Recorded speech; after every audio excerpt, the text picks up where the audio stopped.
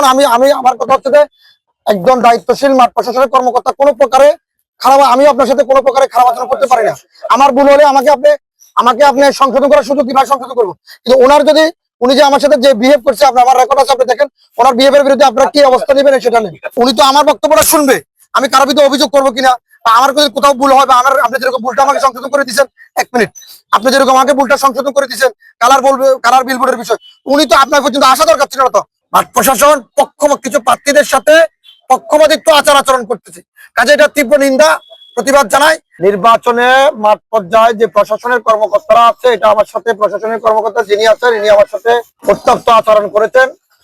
যে আচরণ করেছেন তিনি, আমি তার আইনকে সম্মান করি, আমি আইনকে সম্মান করে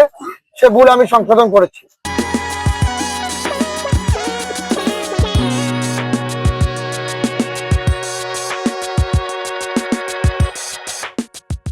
আমার সাথে যারা প্রতিদ্বন্দ্বী করতেছেন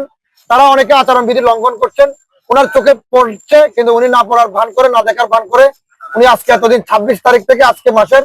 কত 5 তারিখ, এই তাহলে 26 থেকে 5 প্রায় 8 দিনের কাছাকাছি, 8-9 দিনের কাছাকাছি, এই 9 দিনে উনি কোনো ধরনের বিলবোর্ড নামাতে সক্ষম হয়নি। আমার বিলবোর্ডটা সাইজে একটু মোটা হয়ে গেছে, যেমন আপনার সাথে 3 জন আছে, আপনি একটু সাইজে মোটা, সেই জন্য কি আপনাকে ছাড়া দিব? মাঠ প্রশাসন সেই বিলবোর্ড গুলো এখনো নামাতে সক্ষম হয়নি। কাজে আমার দাবি, প্রশাসনের সুস্পষ্ট নির্দেশ ছিল যে কোনো প্রকার রঙিন ব্যানার পেস্টুন করাই যাবে না, এবং মাঠ প্রশাসনের যারা দায়িত্বশীল কর্মকর্তা আছেন 8 ঘন্টার ভিতরে 5টার ভিতরে